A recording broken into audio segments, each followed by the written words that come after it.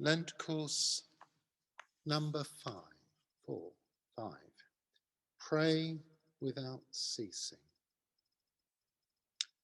The title quote for this week comes from Paul's remarks at the end of his first letter to the Thessalonians, where he is giving shorthand instructions to the Christians in that city.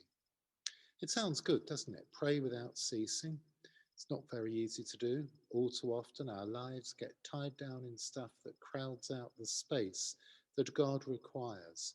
Church stuff like buildings, organisations, rotas, relationships, publications, along with everyday stuff like jobs, money, children, parents, possessions, washing machines, and so on.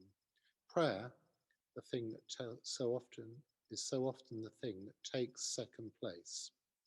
And of course, if we relegate prayer to second place, sooner or later, we will find that we are inadequately resourced for all the other kind of stuff. We get discouraged and we may even give up. A kind of cease without praying rather than pray without ceasing. When I set out on my pilgrimage, I decided that prayer was going to be absolutely at the heart of it.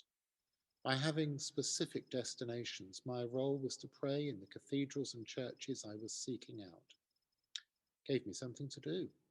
My good friend Neil, who's an atheist, challenged me, saying, surely you spend your life praying as part of your job. If you're having a sabbatical, don't you want to go and do something more profane with your time to have a real break? It was tempting, but I had to point out just how little time I did spend praying because of all the other stuff mentioned above. I'm going to take you through my experience of prayer in just 5 of the cathedrals I visited, 5 where prayer became a particular issue. The first is Ely, which was the first cathedral I visited. I was rather tired, as when I went to bed in the retreat house the night before, my bed collapsed and I spent the night on a thin mattress on the floor. But all that washed from my mind as I entered the cathedral. I chose the chapter house to pray in. The picture I took doesn't really communicate the enormity of the space that is there. It was huge and wonderful to sit in, and it related to the space I felt enfolding before me as I embarked on my journeys. The second place is Salisbury, the place where I felt most at home in prayer. I'm not sure why. I had a good journey there, and it was fun to watch the Salisbury Half Marathon as I walked from the station to the cathedral. As I entered, it was clear a service had just come to an end, and I was kindly provided with a cup of coffee. Walking up the nave, I encountered the font, a beautiful clear surface of water quietly spilling over. It seemed like a metaphor for the presence of the Holy Spirit. I then sat down at the head of the nave, facing the giant rood screen. It was covered in scaffolding, which made quite a contrast to the beauty of the font. But since taking on 8 medieval parish churches, I have come to have a very different approach to scaffolding, seeing it not for its ugliness, but for its utility and strength. It enables repair and restoration. It allows workmen to get to places they would not otherwise be able to get to. And in some cases, it supports a structure which would otherwise fall over until it has been made safe and whole again. It seemed like a metaphor for prayer. I've often worried about whether we can actually use prayer to change someone's mind, to be blunt about it, to make them do what we want to, rather than do what they are currently doing. It's tempting, and I guess many of us will have prayed prayers that are about changing people we know and love. But if we can manipulate people's wills by prayer, then I would respectfully suggest that we are straying away from prayer into the realm of magic. Then we could start to worry about whether we've prayed correctly or hard enough. Sometimes the outworking of this sort of thinking can be devastating, as happened to a good friend of mine when she was told, following the death of her husband from leukemia, that he had died because her faith had not been strong enough.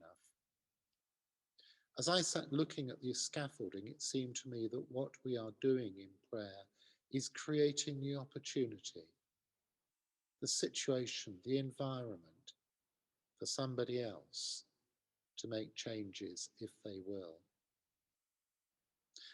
I have to qualify that understanding of prayer from an experience on Iona.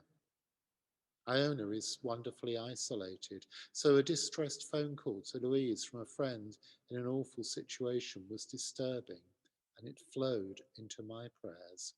I angrily strode around St. Oran's tiny chapel next to the abbey, banging my staff on the cobbles and shouting at God about it. Just providing scaffolding didn't seem enough when somebody was being intentionally abusive. Later, in the peace of the abbey, the words came to mind, frustrate this wickedness. And that has become my prayer since. Christ Church in Oxford was a wholly different experience. Normally, I find cathedrals good places to pray, but there are exceptions, and sadly, this was one of them. It was a combination of factors. Uniquely, the cathedral is also the college chapel, and as such, you have to get past the front gate of the college. My rucksack was an unwelcome addition, and I spent 10 minutes queuing in the porter's lodge to deposit it, and was then sent off the question, are you going to be long? Didn't exactly make me feel welcome. In the cathedral, there were many visitors, most of them with headphones on, holding tablets as part of a tourist experience of the college. They moved from spot to spot, attentive only to the prompting from their device rather than the surroundings. The chaplain intoned the Lord's Prayer on the hour to a group who were not hearing him. I found it very depressing and I struggled to pray there. But one thing gave me hope. Beside a tomb, someone had built a small cairn of stones. I asked the guide as to their origin and he had no idea, but they were there, representing someone's personal journey and concern, not linked with the agendas of cathedral or college. We can pray, even in the most unpromising circumstances. The Roman Catholic Cathedral in Newcastle was much more modern, and in it I had one of those mysterious moments of insight. Throughout my journey, I had been praying for Alana, the daughter of Neil, who I mentioned earlier. She had died very suddenly and in quite bizarre circumstances in the July before I set off on my journey.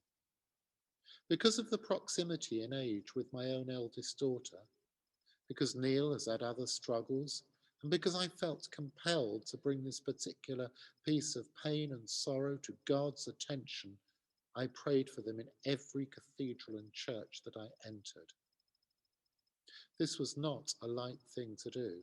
As stated, Neil's an atheist, and after praying for them in Ely Cathedral, I hurriedly messaged him asking for his permission. He was happy to grant this. In each cathedral that I entered, the first thing I did was seek out a candle stand and light a candle. I then stood in front of it, placing my hands on top of my staff, and prayed for this girl whose life had been so shockingly cut short, and for her family.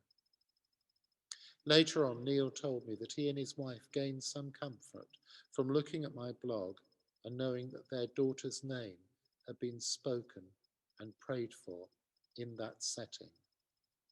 And I was going to change her name, and then I felt no, her name needs to be spoken again now. The act of lighting a candle and saying a prayer and remembering someone in name is so common. I once read that more people pray than believe in God, and it makes a kind of sense. Neil and I have since discussed what it was about, and the truth of it is neither of us really know. But in spite of that, it made sense at the time. It hasn't turned him into a believer, and neither have I lost my faith, even in the teeth of evidence that we live in an uncaring world where random acts of cruelty are all too frequent. I can only say that in Newcastle, As I came to the end of that prayer for Alana, the 70th time I had prayed it, I later calculated, as I stepped back from the candle stand, as I stopped leaning on the staff, a tremendously loud chord issued from the organ as the organist began his afternoon practice. I almost jumped out of my skin and tears pricked the back of my eyes. Somehow, I knew, beyond reason and evidence, that my prayer had been heard. And when I have prayed for them since, it has not been with the same sense of burden and pain. That task has been completed. Optional homework for this week. I found the font and scaffolding at Salisbury Cathedral helpful images in prayer. What images, sounds, or words help you? Or do you prefer complete silence? Question 2. Do you think that God hears our prayers even if we don't believe in Him? Question 3. Prayer changes things is a commonly held saying. What would the world look like if it was 100% true or 100% false? Question 4. Do you think that places that have heard a lot of prayers are somehow changed by this? Thank you for watching this video, which comes to you from the nave of Norwich Cathedral with the kind permission of the Dean and Chapter of that cathedral. Goodbye.